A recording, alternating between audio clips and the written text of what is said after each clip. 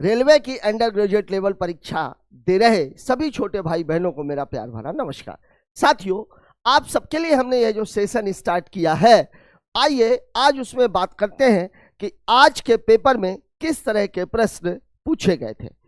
पहला सवाल आपके सामने ये रहा। सवाल है मैथमेटिकल ऑपरेशन का, और मैथमेटिकल ऑपरेशन पे मैंने आप लोगों को क्या बताया था, सबसे पहला काम है भाग। अगर वो जगह सही है तो फिर इसके बाद गुणा और फिर उसके बाद मान। अब देखिए इस सवाल में क्या बोल रहा है, ठीक है, ये सवाल एक्चुअल उसका नहीं है। क्या बोल रहा है ये 79 79 माइनस का मतलब क्या है, माइनस का मतलब है धन। धन कितना है 87 प्लस का मतलब क्या है, आ गया, प्लस का मतलब है गुणा 5। भाग का मतलब क्या है, ऋण कितना है 48, और गुणे का मतलब है भाग, तो भागे कितना है 3। ये कहानी है आपकी। सबसे पहला हिस्सा तो ये दोनों हल होंगे। तो 48 में आप 13 का भाग देंगे कितना आ जाएगा 16। यहां गुणा करेंगे तो 5 7 35, 5 8 40 और 3 43 माइनस, और ये कितना है 79 प्लस। ठीक है, अब अगर मैं इसमें से इसको घटा दूं तो 9 में से 6 गया 3, 7 में से 1 गया 6, इसको जोड़ देंगे तो 5 3 8, 43 और 6 49, मेरा उत्तर हो जाएगा 498। दिया गया है ऑप्शन नंबर 2 में। ठीक है, बात करते हैं अगले क्वेश्चन की। अगला सवाल हमसे बोल रहा है निम्नलिखित में से कौन सी इस श्रृंखला, दी गई श्रृंखला में प्रश्न चिन्ह के स्थान पर आएगी। कहानी क्या है भाई, कहानी है 14 17 23 35 59 और क्वेश्चन मार्क। देखिए यहां कितने का डिफरेंस है, चूंकि 14 और 59 में डिफरेंस तो ज्यादा का है नहीं, मतलब मामला जोड़ घटाने का ही होगा। तो 14 और 3 17 प्लस 3 का मामला है। यहां देखिए प्लस 6 का मामला है। यहां देखिए 5 में से 3 गया 2, 3 में से 2 गया 1, प्लस 12 का मामला है। यहां देखिए 9 में से 5 गया 4, 5 में से 3 गया 2, ये प्लस 24 का मामला। देखिए 3 दूनी 6, 6 दूनी 12, 12 दूनी 24, तो 24 दूनी 48, मतलब प्लस 48। तो 9 में 8 जोड़ेंगे 17, 5 4 9, 9 8 17, 5 4 9, 9 और 1 10, उत्तर कितना हो जाएगा 107। दिया गया है ऑप्शन नंबर 2 में। ठीक है, बात कर लेते हैं अगले क्वेश्चन की। अगला सवाल किसका है, अगला सवाल है हमारा डायरेक्शन एंड डिस्टेंस का। डायरेक्शन एंड डिस्टेंस में मैंने आप लोगों को बताया था, यहां पर आप सबसे पहले ये देखना है कि पूछा क्या जा रहा है। पूछा क्या जा रहा है, अगर दूरी की बात नहीं की गई है या किसी के सम्मुख किसी की दिशा की बात नहीं की गई है तो हम दूरी को कैलकुलेट नहीं करेंगे। ठीक है, इसको एक नजर आप और देख सकते हैं। उत्तर में देख लीजिए दूरी दी गई है क्या। यहां देखिए प्रारंभिक बिंदु से कितनी दूर है, ठीक है, मतलब दूरी आपको दी गई है। तो अब आपको दूरी निकालनी है अगर, तो मामला तो ये होगा NESWN। ये कहानी क्या है राइट की, और ये कहानी क्या है लेफ्ट की। यही तो आपसे सवाल कह रहा है। अब देखिए सुझाव उत्तर की ओर 5 किलोमीटर चलिए। यहां एक बात और ध्यान रखनी है, जो हमारे नए बच्चे हैं वो ये जान लें कि समान दिशा के लिए दूरी जुड़ती है और विपरीत दिशा के लिए दूरी घटती है। ठीक है, और अगर न समान हो न विपरीत हो तो पाइथागोरस लगता। देखिए सुझाव उत्तर की ओर 5 किलोमीटर चली, ये लीजिए भाई, उत्तर की ओर कितनी चली है 5 किलोमीटर। दाईं ओर मुड़ी 9 किलोमीटर। देखिए नॉर्थ से दाएं मुड़ेगी तो कहां पहुंचेगी ईस्ट में, और कितनी गई 9 किलोमीटर। वह उत्तर की ओर 5 किलोमीटर, फिर उत्तर की ओर गई 5 किलोमीटर, और पश्चिम की ओर गई 5 किलोमीटर, पश्चिम की ओर फिर चली गई 5 किलोमीटर, और अंत में दक्षिण की ओर गई 10 किलोमीटर। ठीक है, ये कहानी है आपकी। अब आप देखिए नॉर्थ 5, यहां भी नॉर्थ 5, तो नॉर्थ ना ये 5 और 5 मिलके 10 हो जाएंगे। अपोजिट साउथ ये भी 10 है, दूरी समान है, मतलब ये कैंसिल हो जाएगा। अब आप देखिए ईस्ट का 9 और वेस्ट का 5, तो ये दोनों अपोजिट है तो घटेंगे, मतलब मेरा उत्तर हो जाएगा ईस्ट का 4। चूंकि दूरी से दिशा से मुझे कोई लेना देना नहीं, मुझे केवल दूरी से मतलब है, तो 4 किलोमीटर कहां दिया गया है ऑप्शन नंबर 4 में। ठीक है, बात करते हैं अगले क्वेश्चन की। क्या कह रहा है अगला क्वेश्चन, ये देखिए 58 फूलों की एक पंक्ति में गुलाब दाएं छोर से 17वां और सूरजमुखी बाएं छोर से 22वें स्थान पर, टोटल 58 है। ठीक है, रैंकिंग का क्वेश्चन है। अब देखिए 17 स्थान तो ये चले गए दाएं से, बाएं से भी 22 स्थान चले गए, मतलब टोटल जो स्थान चले गए वो कितने चले गए 22 17 7 2 9 2 और 1 3, मतलब 58 में से 39 तो चला गया। अब आपसे पूछ कह रहा है गुलाब और सूरजमुखी के बीच, तो भैया इनके बीच में कितने हैं, जो घटा लीजिए आप। तो 18 में से 9 गया 58 में से 40 18 और 1 19, मतलब मेरा उत्तर हो जाएगा 19, दिया गया है ऑप्शन नंबर 2। ठीक है, बात करते हैं अगले क्वेश्चन की। अगला सवाल हमसे क्या कह रहा है, देखिए एक श्रृंखला दी गई है, मामला किसका है, अल्फाबेट्स का, और अल्फाबेट में जब कभी भी श्रृंखला की बात की जाती है या तो फिर ऑड मैन आउट की बात की जाती है कि जो अलग है उसे अलग करें, ठीक है, तो हमेशा आपको करना केवल ये है कि आपको नंबरिंग कर लेनी। अब देखिए यहाँ पर ए है फिर जी है, ठीक है, तो ए का नंबर होता है 1, जी का नंबर होता है 7, एम का नंबर होता है 13, एस का नंबर होता है 19। देखिए 6 का अंतर, तो 1 7 13 19, मतलब अगला नंबर हो जाएगा 25, और 25 किसका नंबर है, वाई का, वाई आ जाएगा, मतलब ये तो उत्तर हो नहीं सकता। ठीक है, अब देखिए वाई एक्स एक्स, ठीक है, यहां से भी क्लियर नहीं होगा, एम एम आर, यहां से भी तीनों का मुझे देना पड़ेगा। एन का नंबर कितना है 14, एन के बाद डब्ल्यू का नंबर कितना है 23, 23 के बाद एफ का नंबर कितना है 6, लेकिन इस 6 को मैं 32 भी लिख सकता हूं। ठीक है, 6 26 जोड़ दीजिए, 26 घटा दीजिए। ओ का नंबर कितना है 15। अब यहां देखो आप 14 9 23, 23 9 32, 9 6 15, 15 और 9 कितना आ जाएगा 24, और 24 किसका नंबर होता है एक्स का, मतलब ये वाला भी गलत हो गया। अब अगला वाला डाटा क्या है एम, एम का नंबर कितना है 13, 13 के बाद जेड का नंबर कितना है 26, 26, ठीक है, फिर एम का नंबर कितना है 13, फिर कितना है 26, अब अगला वाला भी कितना हो जाएगा 13, और 13 किसका नंबर होता है यम का, मतलब मेरा उत्तर हो जाएगा ऑप्शन नंबर 2, वाई एक्स और एम। ठीक है, बात करते हैं अगले क्वेश्चन की।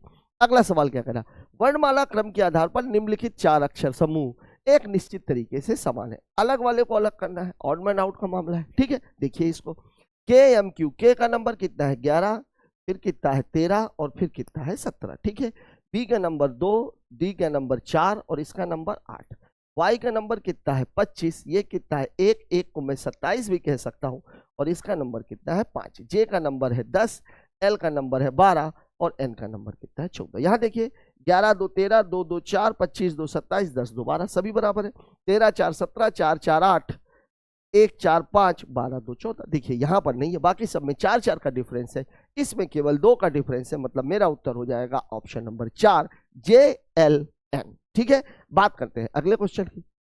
यहां देख लीजिए ब्लड रिलेशनशिप का मामला है, वो भी कोडेड का। इसको तरीका क्या है, तरीका ये है कि पहले तो आप ऑप्शन लिख लीजिए। देखिए प्लस का मतलब क्या है, प्लस का मतलब है जो आपको दिया गया पहले उसे नोट कर लेते हैं। गुणे का मतलब क्या है, गुणे का मतलब है पुत्र, और माइनस का मतलब क्या है पत्नी। ठीक है, ये हो गया। अब आपसे पूछ क्या रहा है ए प्लस बी, ए प्लस बी मतलब ए प्लस का मतलब पुत्री है, तो ए बी की पुत्री। अब बी क्या है ये अभी तक अपने को पता नहीं है, बी माइनस सी, बी सी की पत्नी है, बी अगर सी की पत्नी है मतलब ये लेडीज है, ये जेंट्स है, और इन दोनों के बीच में डबल लाइन, सी इंटू डी, सी डी का पुत्र है, ये ले लीजिए डी का पुत्र। अब डी क्या है, पिता है कि माता है अपने को पता नहीं, पूछ कह रहा सही विकल्प कौन सा है, बी डी का पुत्र है, बिल्कुल नहीं, सी डी का पुत्र है, ए डी के पुत्र की पुत्री है, ए डी के पुत्र की पुत्री है, बिल्कुल सही, यही आपका उत्तर हो जाएगा। देखिए बी डी की पुत्री है, बी डी की पुत्री है, हो ही नहीं सकता। ठीक है, सी डी की पत्नी है, सी डी की पत्नी नहीं है, सी डी का पुत्र है, केवल उत्तर सही है कौन सा, ऑप्शन नंबर 2, क्योंकि डी का पुत्र है सी और सी की पुत्री है ए। ठीक है, बात करते हैं अगले क्वेश्चन। अगला सवाल हमसे कह रहा है ए बराबर, देखिए अब यहाँ पे 24 के बाद बी लगा है, बी का मतलब है गुणा, 12 फिर ए लगा है, ए का मतलब है भाग, भागे कितना है भागे 8, फिर सी लगा है, सी का मतलब है प्लस, प्लस कितना हो जाएगा 10, फिर डी लगा है, डी का मतलब है माइनस 6, इसकी वैल्यू आपको निकाली। तो सबसे पहले तो यही हल होगा, तो 8 तिया 24 और 12 तिया 36, 36 प्लस 10 माइनस 6, 36 में से 6 घटेगा 30 आ जाएगा, 30 और 10 को आप जोड़ देंगे, उत्तर हो जाएगा 40, दिया गया है ऑप्शन नंबर 1 में। ठीक है, बात कर लेते हैं अगले क्वेश्चन की। अगला सवाल हमसे क्या कह रहा है, मामला किसका है, सिलॉक्स का। जो बच्चे नए हैं उनको मैं बता दूं, सिलॉक्स में आपको केवल और केवल 3 चीजें देखनी होती। पहला, कथन कैसा, सकारात्मक या नकारात्मक। दूसरा, निष्कर्ष कैसा, एक कथन से कि एक से ज्यादा कथन से। अगर एक से ज्यादा कथन से तो मध्य पद चाहिए, और मध्य पद वैलिड तभी होगा जब दोनों में से किसी एक में उसका मान 100। ठीक है, और तीसरा जो पद दिए गए हैं उनका मान कितना है। ठीक है ना, निष्कर्ष में कभी भी मान कथन से ज्यादा नहीं हो सकता। ठीक है ना, तो वहां पर आप पदों का मान का निर्धारण कैसे होता है, पद के पहले और बाद में लगे शब्दों से। जैसे कॉटेज के पहले कुछ लगा है मतलब इसका मान 50 है, हट के बाद है लगा है मतलब इसका मान भी 50 है, हट के पहले सभी लगा है मतलब इसका मान कितना है 100, और सेट के बाद है लगा है मतलब इसका मान कितना। अब देखिए दोनों में मिडिल टर्म क्या है, हट, और हट वैलिड भी है, ये लीजिए हट कैंसिल हो गया। ठीक है, अब देख लेते हैं, कुछ सेट कॉटेज है, कुछ सेट कॉटेज है, बिल्कुल हो सकता है। क्यों हो सकता है भैया, इसकी वैल्यू भी 50 है, इसकी वैल्यू भी 50 है, तो ये तो सही होगा ही। ठीक है ना, और चूंकि दोनों सकारात्मक है मिडिल टर्म भी वैलिड है। कोई सेट कॉटेज नहीं है, सेट कॉटेज नहीं है, दोनों सकारात्मक है और ये वाला नकारात्मक है, इसलिए ये वाला उत्तर गलत। केवल निष्कर्ष एक अनुसरण करता है, दिया गया है ऑप्शन नंबर 2 में। ठीक है, बात कर लेते हैं अगले क्वेश्चन की। अगला सवाल हमसे क्या कह रहा है ये देख लेते हैं भाई, क्या बोल रहा है सवाल, ये देख लीजिए। यहाँ पे सवाल आपको बोल रहा है, इसमें भी वही बात है, क्वेश्चन मार्क का नंबर। देखिए अब 113, 170 और 13 का मामला है। आप खुद ही देखो 13 के आसपास क्या है, 13 का जो स्क्वायर होता है वो कितना होता है, स्क्वायर जो होता है वो कितना होता है 169, और उसमें एक जोड़ देंगे तो कितना आ जाएगा 170। अब मामला कितना देखिए 290। अब देखिए इसमें से जब मैं एक घटा रहा था तब तो 169 आ रहा था, इसमें से भी मैं एक घटा देता हूं, ये कितना है 289, और इसका जो स्क्वायर रूट है वो कितना होता है 17। मतलब मेरा जवाब है ऑप्शन नंबर 4 70। ठीक है, बात कर लेते हैं अगले क्वेश्चन की। देखिए अगला क्वेश्चन क्या कह रहा है, देखिए वही वाला मामला आ गया क्या, MZ 1 7 13 20 वही है क्या, NW ये तो वही लगता है। ठीक है ना, ये सवाल रिपीट हो गया, मतलब मेरा उत्तर यहाँ पे YXM आया था शायद। ठीक है, देख लीजिएगा सेम सवाल रिपीट हो गया। बात करते हैं अगले क्वेश्चन की। पल्लवी उत्तर दिशा की ओर चलना शुरू करती है। फिर से मामला किसका है, डायरेक्शन एंड डिस्टेंस का। लेकिन मुझे यहाँ क्या दिख रहा है कि केवल दिशा की बात की जा रही है, केवल दिशा की बात की जा रही है। अब दिशा किसी के सम्मुख नहीं पूछी जानी चाहिए, ये हमें ध्यान में रखना है। तो दिशा अगर किसी के सम्मुख नहीं पूछी जानी चाहिए तो यहां पर आप देखो अब वह किस दिशा की ओर देख रही है, मतलब किसी के सम्मुख नहीं पूछी गई है। तो अब आपको क्या करना है भाई, देखिए पल्लवी उत्तर दिशा, कहानी अभी भी यही रहनी है, NES W और N, ये किसके लिए है राइट के लिए, और ये किसके लिए लेफ्ट के लिए। ठीक है, उत्तर दिशा की ओर चलना शुरू करती, चलिए उत्तर में गई, दाईं ओर मुड़ी, तो दाईं ओर मुड़ेगी तो कहाँ पहुंच जाएगी ईस्ट में, मतलब दाएं मुड़ी। चलिए मैं काम करता हूँ, काहे के लिए ईस्ट जाऊं, दाएं मुड़ी राइट चली गई, फिर दाईं ओर मुड़ी फिर राइट चली गई, कुछ और दूरी तय करने के बाद फिर वह दाईं मुड़ी फिर राइट चली गई। अब वह किस दिशा में है, अब देखिए नॉर्थ से उसको कहाँ जाना है 3 राइट, तो मैं 3 राइट कहूं, मतलब 3 बार चाहे वह राइट बोलूं और चाहे मैं एक बार क्या बोल दूं लेफ्ट बोल दूं। ठीक है, बात तो बराबर है। तो अगर 3 बार राइट भी देखोगे तो वेस्ट आएगा और एक बार लेफ्ट भी देखोगे तो भी वेस्ट आएगा, मतलब मेरा उत्तर है वेस्ट, पश्चिम, दिया गया है ऑप्शन नंबर 2 में। ठीक है, बात कर लेते हैं अगले क्वेश्चन की। अगला सवाल हमसे क्या कह रहा है ये देख लीजिए। अगला सवाल मेरे से क्या कह रहा है, अगला सवाल मेरे से कह रहा है किसका है, सीरीज का मामला है। सीरीज का मामला क्या दिया हुआ है 5 11 25 55 117 और क्वेश्चन मार्क। ठीक है, देखिए ये मामला कुछ थोड़ा सा टेढ़ा दिख रहा है मुझे, 11 फिर है 25 फिर है 55 फिर है 117 और फिर है क्वेश्चन मार्क। यहाँ कहानी क्या है, अगर मैं धन की बात करूं तो 6 के बाद है 14, 14 के बाद है 30, 30 के बाद, अच्छा ये तो डबल डबल दिख रहा है, ये भी डबल लग रहा है, ये भी डबल लग रहा है, ये भी डबल लग रहा है, ये भी डबल लग रहा है, क्या कहानी है ये। यहाँ अगर मामला देखें तो 55 दूनी 110 प्लस 7 है। यहाँ अगर मैं देखूं तो कितना है 25 दूनी 50 और प्लस 5। ठीक है, तो ये प्लस 5 है तो ये गुणे 2 और धन 3 है, तो ये कितना है मामला गुणे 2 और धन 1 है, मतलब सभी में गुणा 2 का है, लेकिन जोड़ने में 1 3 5 7, मतलब अगली कहानी हो जाएगी गुणे 2 और धन 9। ठीक है, 117 को डबल करेंगे कितना आ जाएगा 334, और अगर मैं 9 जोड़ दूंगा तो उत्तर कितना हो जाएगा 343, सॉरी 234 और 243, कहां दिया हुआ है ऑप्शन नंबर 3 में। ठीक है, बात कर लेते हैं अगले क्वेश्चन की। अगला सवाल मेरे से क्या कह रहा है ये देख लीजिए, किसका मामला है, कोडिंग का। कोडिंग में सबसे पहला काम क्या है, आपको यह देखना है कि आपसे पूछ क्या रहा है। पूछ क्या रहा है भाई, एस को किस प्रकार लिखा जाएगा। देखिए एस कहां पे आया हुआ है, इस जगह पे आया हुआ, ये है एस। लेकिन उसके पहले 3 वर्ड है डी ओ और जी, डी ओ और जी। तो देखिए डी तो तीनों जगह पे है, यहां भी है, यहां भी है और यहां भी है, तो तीनों में कुछ ना कुछ कॉमन भी होगा। 5 2 7 9 1 0 3 2 8 2 0 5, देखिए 2 यहां भी है, यहां भी है और यहां भी। ठीक है, आपका डी तो कैंसिल हो गया। अब बचा ओ, ओ कहां पे, डी ओ जी में है और डी ओ डब्ल्यू में है। आपके पास कोड क्या क्या बचे हुए, 5 7 और 9, मतलब ओ यहां है, ओ यहां है, 5 7 9 और यहां पे 5 आया हुआ है, मतलब ओ का कोड क्या है, 5। ठीक है, अब आपके पास बचा हुआ है जी और एस, जी और एस, लेकिन जी और एस ना तो इसमें है ना तो इसमें है, तो जी और एस का कोड 7 या 9 में से कोई एक होना चाहिए, 7 या 9 में से कोई एक होना चाहिए। बढ़िया क्वेश्चन पूछा हुआ है। ठीक है, अब आप देखिए जी ना तो यहां पे है, ठीक है ना, और ना तो यहां पे है, तो अब आप कंफर्म तो कर ही नहीं सकते, मतलब जी का कोड भी 7 या 9 में से कोई एक होगा और एस का कोड भी 7 या 9 में से कोई एक होगा। आप कंफर्म नहीं बता सकते कि 7 या 9। चलिए ऑप्शन पे नजर मार लेते, देख ले 0 5 2 और 7। अब देख लीजिए यहां पर आपको 7 या 9 में से चाहिए था, तो 9 तो ऑप्शन में है ही नहीं, मतलब मेरा उत्तर हो जाएगा ऑप्शन नंबर 4 7। ठीक है, बात करते हैं अगले क्वेश्चन की। अगला सवाल मेरे से क्या कह रहा है, 8 ताकों वाली एक अलमारी में 8 रंगीन डिब्बे रखे गए हैं, एक ताक पर एक डिब्बा रखा गया है, सबसे नीचे वाले की संख्या 1, सबसे ऊपर वाले की संख्या 8। ठीक है, चलिए बना लेते हैं।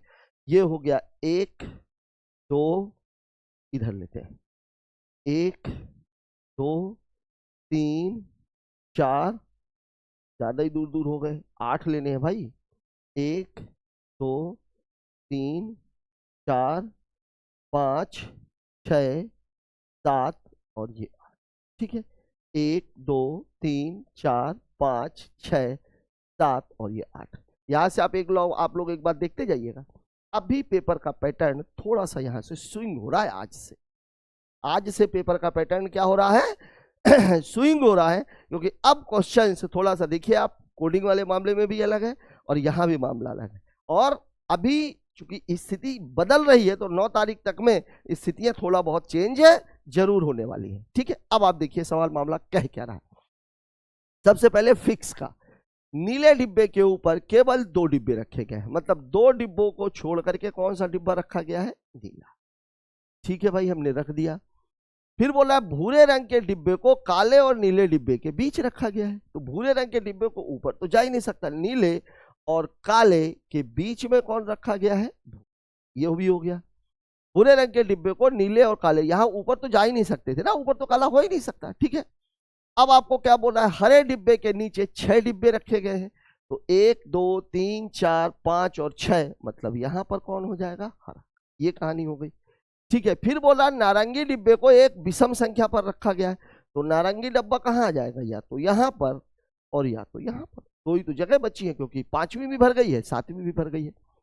पीले डिब्बे को सफेद डिब्बे के ठीक ऊपर रखा गया है, मतलब पीले डिब्बे को सफेद डिब्बे के ठीक ऊपर रखा गया है। ठीक है, अब आपको क्या बोला, लाल डिब्बे के नीचे कहीं रखा गया, मतलब लाल तो कहीं ऊपर है। ठीक है, तो अगर मैं लाल पीला सफेद यहां कर दूंगा तो नारंगी को तो जगह ही नहीं बचेगी, लाल डिब्बे के कहीं नहीं रखा गया, मतलब ये फिक्स नहीं है कि उसके ठीक ऊपर है। ठीक है, अब आपसे पूछ कह रहा है सबसे निचले वाली ताक पर कौन सा रखा गया है। अब देखिए कहानी फंस गई, कहानी ये फंस गई कि अगर मान लीजिए मैं नारंगी को यहां रख दूं, नारंगी को यहां रख दूं, तो यहां आएगा पीला, यहां आएगा सफेद और यहां पर सबसे ऊपर आ जाएगा लाल। एक कहानी तो ये बनेगी। दूसरी कहानी ये बनेगी कि अगर मैं पीले और सफेद को मैं यहां रख दूं, तो नारंगी कहां आ जाएगा, यहां पर, लाल अभी भी यहीं पर आएगा, मतलब लाल के बारे में पूछा जाना चाहिए। तो एक कहानी ये है, एक कहानी ये है। ठीक है, ठीक है, ये वाला मामला। बाकी सब सेम है, काला यहीं रहेगा, भूरा यहीं रहेगा, नीला यहीं रहेगा और हरा यहीं रहेगा, लेकिन 2 पॉसिबिलिटी बन रही है। अब आपसे पूछा गया है सबसे नीचे वाली ताक पर कौन सा है, नारंगी और सफेद दोनों हो सकता है, क्योंकि इसमें क्लियर नहीं किया गया। अब देखते हैं ऑप्शन में क्या दिखे, नीला, लाल, पीला और सफेद। अब देख लीजिए नारंगी तो ऑप्शन में दिया ही नहीं है, नारंगी ऑप्शन में नहीं दिया हुआ, मतलब मेरा उत्तर हो गया ऑप्शन नंबर 4। यहां पे आप देख लीजिए पिछले सवाल में भी और इस सवाल में भी ऑप्शन ने ऑप्शन को क्लियर किया है, क्योंकि आपके पास जो उत्तर आ रहे थे वो क्या आ रहे थे, 2 ऑप्शन आ रहे थे, लेकिन ऑप्शन ने क्लियर कर दिया क्योंकि एक ऑप्शन में दिया ही नहीं गया। बात करते हैं अगले क्वेश्चन। सवाल आपको बोल रहा है 7 बक्से P, Q, R, S, T और U और V को एक दूसरे के ऊपर रखा गया। फिर से वही कहानी है भैया, 1 2 3 4 5 6 और ये 7, ये 7 बक्से हो गए। ठीक है, S को नीचे से तीसरे स्थान पर 1 2 3 4 5 6 और ये 7 लिख लेते हैं, क्या पता बाद में जरूरत पड़ जाए। S को नीचे से तीसरा 1 2 और 3, मतलब यहां पर कौन बैठा हुआ है, S। फिर आपको बोला P और S के बीच केवल V को रखा गया है, P और S के बीच V, P और S के बीच भी कोई भी हो सकता है। ठीक है, T और V के बीच केवल 3 बक्से हैं। ठीक है, चलिए मैं इसको पहले लिखता जाता हूं, P और S के बीच केवल V को रखा गया है। ठीक है, T और V के बीच केवल 3 डब्बे हैं, T और V इनके बीच में 3 डब्बे हैं।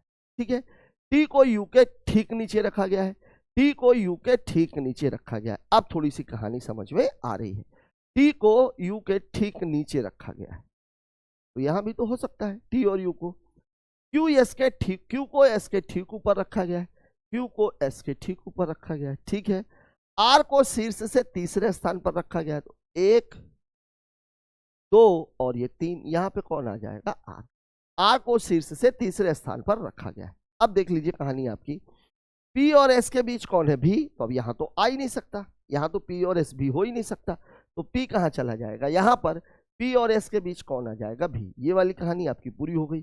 T और V के बीच में कितने लोग हैं, 3, देखिए 1 2 और 3, तो यहां पे कौन आ जाएगा, T, और T के ठीक ऊपर कौन बैठा हुआ है, U, यहां पे कौन आ जाएगा, U। अब आपकी कहानी बन चुकी है। ठीक है, वैसे मुझे यहां पहले नहीं करना चाहिए था, पहले अगर हम नीचे कर लेते तो हमारी पिक्चर ज्यादा अच्छे से क्लियर हो जाती, ज्यादा अच्छे से मतलब जल्दी क्लियर हो जाए।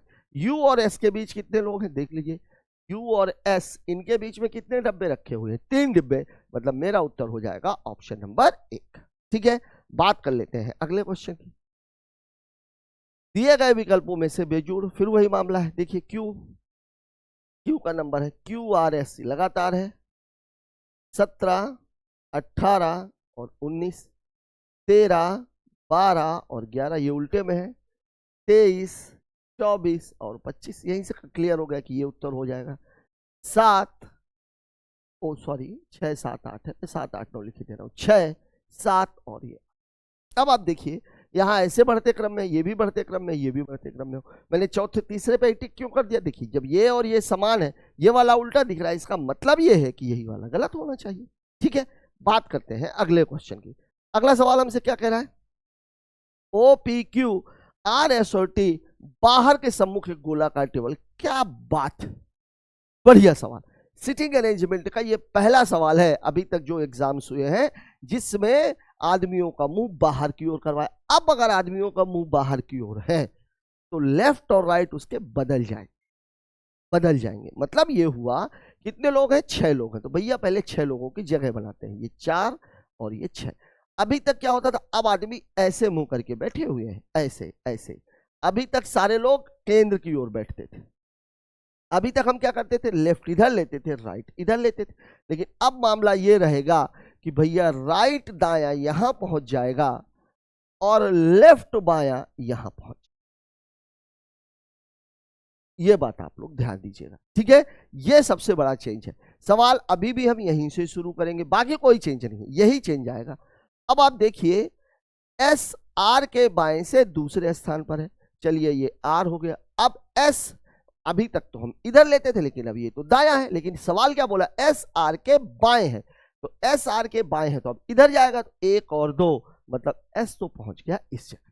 ठीक है, फिर बोला है टी ओ के दाएं से दूसरे स्थान पर, अभी हमारे को पता नहीं, आर टी का पड़ोसी नहीं है, मतलब अगर यहां रख देंगे तो भी आर टी पड़ोसी हो जाएंगे, यहां रख देंगे तो भी आर टी पड़ोसी हो जाएंगे, मतलब इन दोनों जगहों पे तो आर आ नहीं सकता, तो टी की पोजीशन ये बनेगी। अब देखिए टी के बारे में पहला क्या कह रहा था, टी ओ के दाएं से दूसरे स्थान पर बैठा है। देखिए दाएं से दूसरे स्थान पर बैठा। अब आप खुद सोचो, अगर ओ यहां पे होता तब तो ये ओ टी यहां पे आता। तब तो भाई दाएं से दूसरा मतलब जब ओ को यहां रखोगे तब तो टी यहां पे आएगा। तो यहां पर तो आर बैठा हुआ है, मतलब ये पोजीशन तो हो नहीं सकती। तो इसका मतलब ये हुआ ओ टी ओ के दाएं से दूसरे, टी ओ के दाएं दूसरे स्थान पर, एक और दो। ये कहानी आपकी बन चुकी है। फिर आपको बोल रहा है पी और ओ के बीच केवल एक व्यक्ति है। देखिए अब यहां तो टी आ गया, तो यहां आ गया पी और ओ के बीच केवल एक व्यक्ति है। अब जो आदमी बचा हुआ है, वो आदमी बचा हुआ कौन है? क्यू। तो क्यू आ जाएगा इस पोजीशन। ये आपका चित्र बन गया। अब आपको सवाल में पूछ क्या रहा है? पी के संदर्भ में क्यू की स्थिति। क्यू की स्थिति देखिए, क्यू को अगर मैं देखूं तो ये बाएं से भी तीसरा है और दाएं से भी तीसरा है। 1 2 3, दाएं से गिनूंगा तो भी तीसरा, बाएं से गिनूंगा तो भी तीसरा। अब आपको बोल रहा है बाएं तीसरा, ये आपका उत्तर हो जाएगा। दूसरा दाएं नहीं, दाएं तीसरा है। निकटतम बाएं ये भी नहीं है, दूसरा बाएं ये भी नहीं। ठीक है ना? बढ़िया सवाल कहा जाएगा।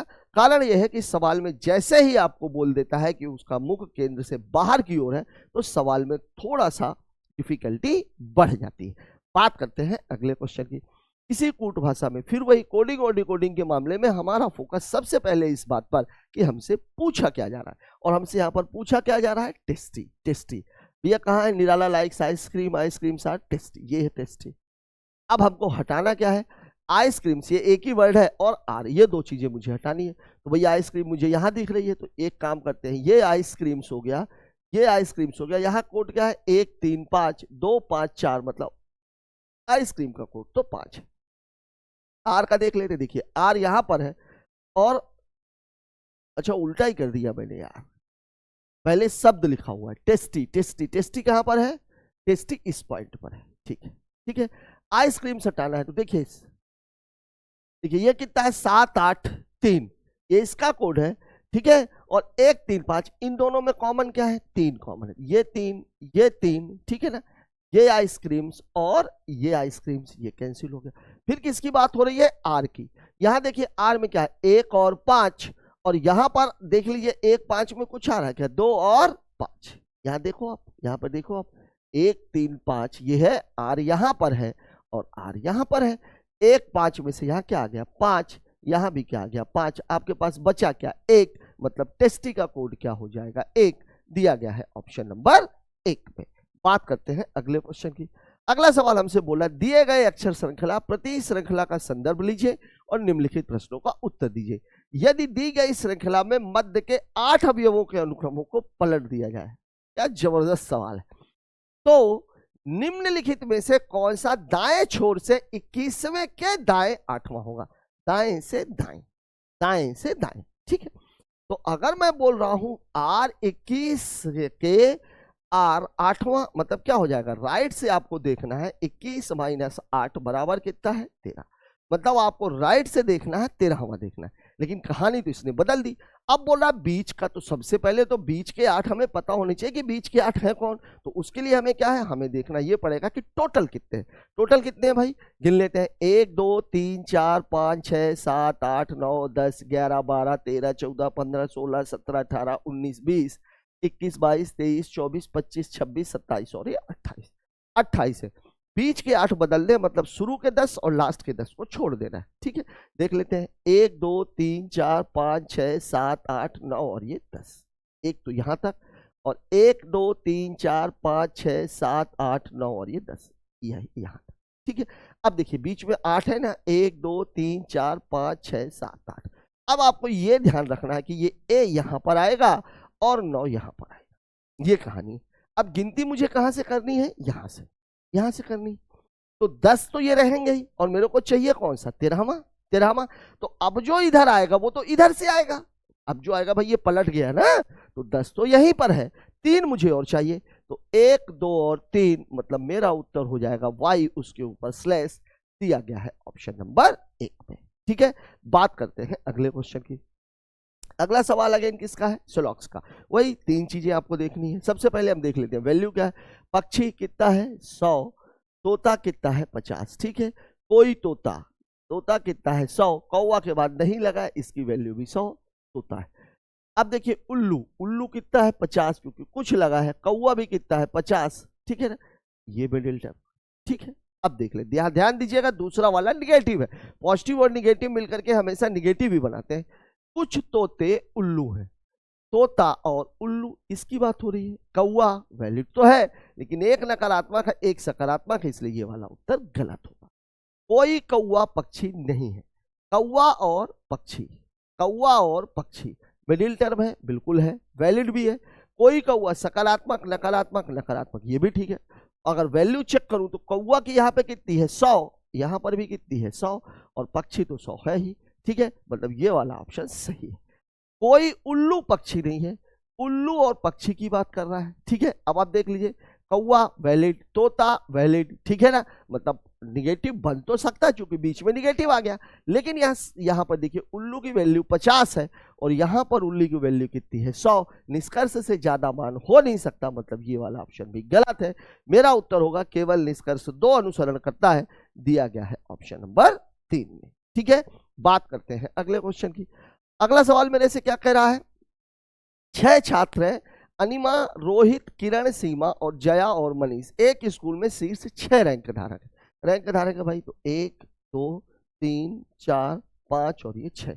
पहली रैंक इसकी, दूसरी इसकी, तीसरी इसकी, चौथी इसकी, पांचवी इसकी और छठी इसकी। इसको ऊपर से नीचे ले रहे हैं, ठीक है। फिर आपको बोला रोहित की रैंक किरण और सीमा के रोहित के बीच में। रोहित चौथे रैंक पर है, रोहित चौथे रैंक पर है, तो यहां पर कौन है, रोहित, ठीक है। रोहित चौथे रैंक पर है, किरण और सीमा के बीच में है, ठीक है। जया सबसे निचले रैंक पर है, तो जया तो यहां पहुंच जाएगी, यहां पर जया हो गई, जया सबसे नीचे। मनीष की रैंक अनिमा की रैंक से ठीक ऊपर है, मनीष की रैंक अनिमा की रैंक से ठीक ऊपर है, ठीक है। अब आपसे एक जानकारी और है, जया और सीमा के बीच 2 छात्र हैं, जया और सीमा के बीच 2 छात्र हैं, तो सीमा तो यहां पर आ जाएगी, 2 छात्र यहां पर रहेंगे। एक लाइन आपने छोड़ दी थी और वो क्या थी, रोहित की रैंक किरण और सीमा के बीच में है, रोहित किरण और सीमा के बीच में, तो सीमा अगर यहां बैठ गई है तो किरण कहां बैठेगा, यहां पर। अब ये 2 आदमी बच रहे हैं, ठीक है, और 2 ही जगह बच रही है, मतलब ए यहां पर है और एम यहां पर। लग गया आपका सवाल। अब आपसे पूछ क्या रहा है, पूछ ये रहा है अनिमा की रैंक से ठीक ऊपर 5वें रैंक पर कौन है, तो 5वें रैंक पर कौन है, किरण। कहां दिया गया है, ऑप्शन नंबर 2, ठीक है ना। बात कर लेते हैं अगले क्वेश्चन की। अगला सवाल हमसे क्या कर रहा है, 4 संख्या युग्म दिए गए हैं, उनमें से 3 किसी तरीके से एक तरीके से समान है, ठीक है, ठीक है। और क्या बोल रहा है, देखिए 9। अब ये देखिए 738, लगभग लगभग घाते 3 है, मतलब 9 की घाते 3 धन 9 की घाते 3 बराबर कितना होता है, 9 की घाते 3 बराबर होता है 729, और इसमें इन्होंने 9 और ऐड कर दिया, ठीक है भाई। 6 की घाते कितना होता है, 6 की घाते 3 बराबर कितना होता है 216, इसमें इन्होंने 6 घटा दिया, ठीक है। 8 की घाते 3 बराबर कितना होता है 512, और इसमें इन्होंने 8 घटा दिया। 7 की घाते 3 बराबर कितना होता है 343, इसमें 7 घटा दिया। अब आप देखो यहां पर क्या किया है, घाते यहां पे सबको घटा रहा है, केवल एक ही है जिसको जोड़ रहा है, जिसको जोड़ा। तो अगर अलग की बात करेंगे तो अलग कौन सा हो जाएगा, 9 और 738, ठीक है। बात करते हैं अगले क्वेश्चन की। दी गई श्रृंखला में ऐसे कितने प्रतीक है, प्रत्येक के ठीक पहले अक्षर और बाद में एक संख्या। कितने प्रतीक है, प्रतीक होने चाहिए, मेरा फोकस प्रतीक पर रहेगा। उसके पहले मुझे चाहिए अक्षर और बाद में चाहिए संख्या। पहले प्रतीक, प्रतीक अक्षर संख्या, ये है एक। तो प्रतीक अक्षर अक्षर नहीं बनेगा, प्रतीक अक्षर संख्या नहीं बनेगा, प्रतीक अक्षर संख्या दूसरा ये वाला बन रहा है, प्रतीक अक्षर संख्या तीसरा ये वाला बन रहा है, ठीक है। मतलब मेरे पास कितने पेयर बन रहे हैं, 3 पेयर बन रहे हैं, और कहां दिया गया है, ऑप्शन नंबर 1 में, ठीक है। बात कर लेते हैं अगले क्वेश्चन की। अगला सवाल मेरे से क्या कह रहा है, सवाल मेरे से कह रहा है M1 M2 M3 M4 M5 M6 और M7 वृत्ताकार मेज पर केंद्र की ओर। देखिए यहाँ पर तो केंद्र की ओर ही है, एज यूजुअल, जैसे आप लोग अभी तक अच्छी खासी प्रैक्टिस इसकी कर चुके होंगे, ठीक है ना। कितने हैं, 7 हैं, तो 7 के लिए चित्र थोड़ा सा अलग है। ये कितना है 4, ये 6 और ये है 7। शुरुआत यहीं से, क्योंकि केंद्र की ओर ही मुंह करके बैठे हैं, तो लेफ्ट यहाँ पर है और राइट यहाँ पर, ठीक है ना। ये है कहानी। अब आपको बोल क्या रहा भाई, M5 M1 और M4 दोनों का निकटतम पड़ोसी है, M6 M1 के दाएं बैठा है। ठीक है, तो M6 M1 के दाएं है, मतलब M1 यहां है, दाएं बैठा है, मतलब ये M6 हो गया। ठीक है, M5 M1 और M4 दोनों का पड़ोसी है। देखिए M1 तो बैठ गया है, M1 और M4 का पड़ोसी, मतलब बट नेचुरल है कि 5 यहां पर आ जाएगा, और किसका है, M5 M1 और M4 का, M4 का। ठीक है, ये दोनों का निकटतम पड़ोसी है। M6 M1 के दाएं बैठा है। ठीक है, M7 M6 या M3 का पड़ोसी नहीं है। M7 देखिए, अगर मैं यहां पे देखूं तो M7 यहां पे तो आ ही नहीं सकता। अब आपके पास बचा कौन कौन सा, देखिए 1 4 5 6, तो मेरे पास बचा हुआ है 2, मेरे पास बचा हुआ है 3, मेरे पास बचा हुआ है 6, ये 3 मेरे पास बचे हुए। M2 बचा है, M3 बचा है और M6 बचा है। सवाल में आपको बोल रहा है M7 M6 या M3 का पड़ोसी नहीं। ठीक है, अगर मान लीजिए M6 यहां, तो मैं यहां तो M7 को बैठा नहीं सकता। मान लीजिए मैंने यहां बैठाया, तो फिर M3 और M2 को कहीं ना कहीं तो बैठाना पड़ेगा। तो अगर मैं इधर बैठा दूंगा तो भी नहीं हो सकता, इधर बैठा दूंगा तो भी नहीं हो सकता, 3 को कहीं तो बैठाना पड़ेगा भाई, 3 जगह खाली है, 3 ये है। ठीक है, तो अब आप खुद एक चीज सोचो कि अगर मैं यहां M3 को बैठा दूं तो यहां M6 नहीं बैठ सकता, इधर ये बैठा हुआ है तो यहां भी नहीं बैठ सकता, मतलब यहां अगर 3 बैठ जाएगा तो 7 यहां बैठ नहीं सकता, और 7 यहां भी नहीं बैठ सकता। ठीक है, तो फिर 7 के लिए तो बेचारे के लिए जगह ही नहीं। तो तरीका यह है, इन दोनों को अगर दूर करना है, M7 और M3 को अगर दूर दूर ले जाना है, तो मैं एक काम करता हूं, M3 को यहां बैठा देता हूं, M7 को यहां बैठा देता हूं, और M2 को यहां बैठा देता हूं। अब आप देख लीजिए, M7 ना तो M6 के नजदीक है और ना तो M3 के नजदीक है। ठीक है, यहां पर उसने जानकारी पूरी जानबूझ करके नहीं दी, यहां पर आपको अपना लॉजिक इस्तेमाल करना कि भैया ये 3 लोग हैं, मुझे 3 को 3 जगह में बैठाना है, 7 और 3 अगल बगल नहीं होने चाहिए, 7 और 6 अगल बगल नहीं होने चाहिए, 7 को यहां नहीं बैठा सकते क्योंकि 6 बैठ चुका है।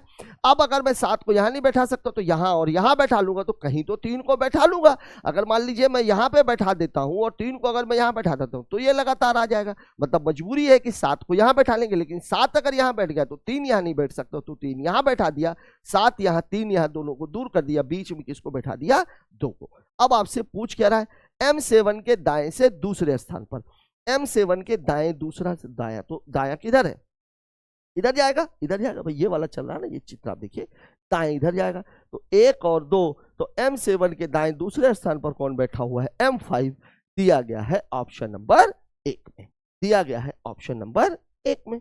लग गया सवाल। ठीक है, बात कर लेते हैं अगले क्वेश्चन की, लेकिन बढ़िया सवाल कहा जाएगा। ABCDEF और G उत्तर दिशा की ओर कितने लोग हैं भाई, 3 3 6 और 1 7।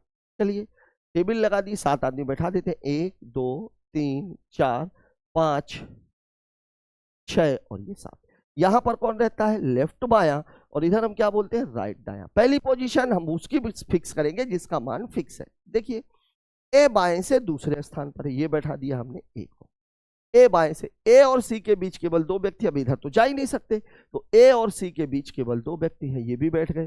डी और एफ के बीच केवल 3 व्यक्ति हैं, डी ए का पड़ोसी है, बी डी का पड़ोसी। ध्यान दीजिए, डी ए का पड़ोसी, तो मैं डी को यहां यहां दोनों जगह रख सकता था, लेकिन बी डी का पड़ोसी, तो बी इधर तो आ नहीं सकता, मतलब मेरी मजबूरी हो गई कि डी को मैं इधर बैठा लूंगा, तभी तो मैं बी को इधर बैठा लूंगा।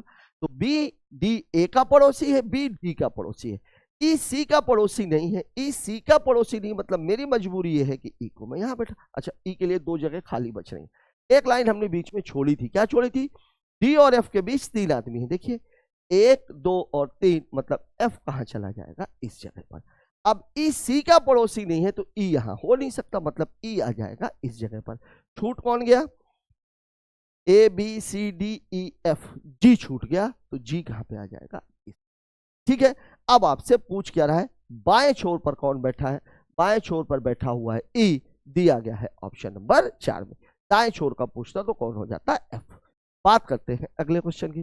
दिए गए विकल्पों में से विषम अक्षर, देखिए नंबर, फिर वही नंबरिंग, जब अल्फाबेट का मामला है तो केवल नंबरिंग से ही सुलझेगा। तो देखिए ये कितना है, 11, फिर कितना है 12, फिर कितना है 9, और फिर कितना है 15। यही तो कहानी है। इसको देख लेते हैं, 18, 18 के बाद कितना है 19, पी का नंबर कितना है 16, और टीचर का नंबर कितना है 20। ठीक है भाई, अगला वाला कितना है वी, वी का नंबर कितना होता है 22, W का होता है 23, T का नंबर टीचर का नंबर होता है 20, ठीक है, और X का नंबर होता है 24, ये भी ठीक है। H का नंबर 8, I का नंबर कितना होता है 9, F का नंबर कितना है 6 और J का नंबर कितना है 10। ये कहानी। अब आप देखिए 11, 12, 18, 19, 22, 23, 8, 9 बिल्कुल ठीक है। 12 में से 3 गया 9, 19 में से 3 गया 16, 23 में से 3 गया 20, 9 में से 3 गया 6, ये भी ठीक है। 9 6 15, 16 4 20, 20 4 24, 6 4 10, ये वाला गड़बड़ है, मतलब मेरा उत्तर है ऑप्शन नंबर 1। ठीक है, बात करते हैं अगले क्वेश्चन की। अगला सवाल हमको बोल रहा है निम्नलिखित अनुक्रम में ऐसे कितने ऐसे 3 हैं जिनके ठीक पहले 6 और ठीक बाद 9 ना आया हो, ना आया हो, मतलब हमको देखना 3 पर है, लेकिन 6 भी नहीं होना चाहिए और 9 भी नहीं होना चाहिए। देखिए 3, यहां 9 भी आया हुआ, 6 भी आया हुआ, तो हो नहीं सकता 3। अच्छा, ठीक पहले 6 और ठीक बाद 9, यहाँ तो भैया पहले 9 आया बाद में 6 आया है ना, तो ये तो पहला बन गया। पहले 6 बाद में 9, ये नहीं बनेगा। पहले 6 बाद में 9, ठीक है ना, ये भी बन सकता है क्योंकि यहाँ दोनों नहीं है। पहले 6 बाद में 9, ये भी नहीं बनेगा। पहले 6 बाद में 9, ये भी नहीं बनेगा। मेरा उत्तर है 2 और दिया गया है ऑप्शन नंबर 4 में, दिया गया है ऑप्शन नंबर 4 में। ठीक है, बात करते हैं अगले क्वेश्चन की। अगला सवाल मेरे से क्या कह रहा है, उस विकल्प का चयन करें। फिर मामला किसका है, कोडिंग का है। देखिए ये बी जे कितना है, बी का नंबर 2, जे का नंबर है 10, एच का नंबर है 8 और पी का नंबर कितना है 16। देखिए 2 6 8 10 6 16, ठीक है। तो अब टी का नंबर कितना है, टी का नंबर टीचर होता है 20, तो 20 में 6 जोड़ेंगे तो 26 आएगा, और 26 किसका होता है, जेड का, ठीक है। फिर ये क्यू, क्यू किसका है 17, और 17 में अगर मैं 6 जोड़ूंगा तो कितना आ जाएगा 23, और 23 किसका नंबर होता है, डब्लू का। हमारा उत्तर होना चाहिए जेड डब्लू, दिया गया है ऑप्शन नंबर 4 में। ठीक है, बात करते हैं अगले क्वेश्चन की। अगला सवाल हमसे कह रहा है समीकरणों को सही बनाने के लिए किसको आपस में बदला जाना चाहिए। पहला फोकस भाग, दूसरा फोकस गुणा, और तीसरा फोकस वैल्यू। ठीक है, अब यहां देखिए आप, यहां पे अगर इस सवाल को मैं हल करूं तो 13 4 भागे 16, 16 नीचे चला जाएगा, 4 गुणे 5, मतलब 100% यहां से भाग को तो हटाना है, भाग को तो हटाना है। किन दो संख्याओं को आपस में, मतलब 16 को तो मुझे चेंज करना पड़ेगा, मतलब ये वाला ऑप्शन तो हो ही नहीं सकता, ये वाला ऑप्शन। भाई सवाल आपका ये है 4/16 और गुणे 5, ये कटेगा ही नहीं, और कटेगा नहीं तो 11 कैसे आएगा। तो 16 और 22, मुझे 16 को तो चेंज करना है, 16 की जगह अगर मैं 22 रख दूं तो क्या ये कट जाएगा, नहीं कटेगा, ये भी उत्तर नहीं हो सकता। 13 और 16, अगर मैं 13 की जगह किसको रख दूं, 16 की जगह अगर मैं 13 को रख दूं तो कटेगा क्या, नहीं कटेगा, ये भी नहीं कटेगा। ठीक है, अब आप देखिए 4 और 16, 4/4 गुणे 5, ये बिल्कुल कट जाएगा, मतलब मेरा उत्तर तो बगैर सवाल लगाए कितना है, चौथा। सवाल को लगाने की जरूरत नहीं क्योंकि भाग पकड़ा गया। यहां आप देख लीजिए, अब मैं इसको करके दिखा देता हूं। देखिए 4 और 16 को बदलने पे 11 कैसे आएगा, यहां देखिए आप 4/4 और गुणे कितना है 5, 5, ठीक है। तो ये कितना हो जाएगा, ये 16 हो जाएगा, 4 को 16 की जगह करना है, गुणे 5, अब ये बराबर हो गया, और माइनस कितना है 22, और इधर कितना है 13। तो देखिए 4 चौके 16, 4 पंचे 20, 20 में से 22 घटाएंगे तो कितना आ जाएगा -2, तो 13 में से 2 घटाएंगे, उत्तर कितना आ जाएगा 11, मतलब मेरा ऑप्शन नंबर 4 सही है। ठीक है, बात कर लेते हैं अगले क्वेश्चन की। साथियों इस क्वेश्चन के साथ ही हमारा आज का ये सेशन खत्म होता है। आज आपको एक चीज और देखने को मिली होगी कि रीजनिंग में थोड़े से ड्रामेटिकली चेंजेस आए हैं, और स्पेशली कहां पर, सिटिंग और पजल में। और पिछले पेपर में आपने देखा था कि सिलॉक्स में चेंज आया था, तो मैं आप लोगों को बता दूं कि जो छोटे छोटे चेंजेस है ये अब आपको आगे के पेपरों में देखने को मिलेंगे। मतलब सवाल में कोई ज्यादा बदलाव नहीं है, करने के तरीके में थोड़ा सा दिक्कत है, और वो दिक्कत ये है कि आपको थोड़ा सा ज्यादा कंसंट्रेट होकर के सवालों को हल करना है। आपकी इन्हीं समस्याओं को हल करने के लिए सोमवार की सुबह 8 बजे से हम कंप्लीट रीजनिंग का बैच स्टार्ट कर रहे हैं। रीजनिंग का बैच शाम को 8 बजे, मैथ का बैच सुबह को 8 बजे। तो जो भी बच्चों को कोई भी दिक्कत अगर समझ में आ रही है सवालों को डील करने में, तो वो उन बैचों को जरूर ज्वाइन करें, क्योंकि सब कुछ आपके लिए फ्री है। ठीक है, मिलते हैं कल एक और नए सेशन में, तब तक के लिए जय हिंद।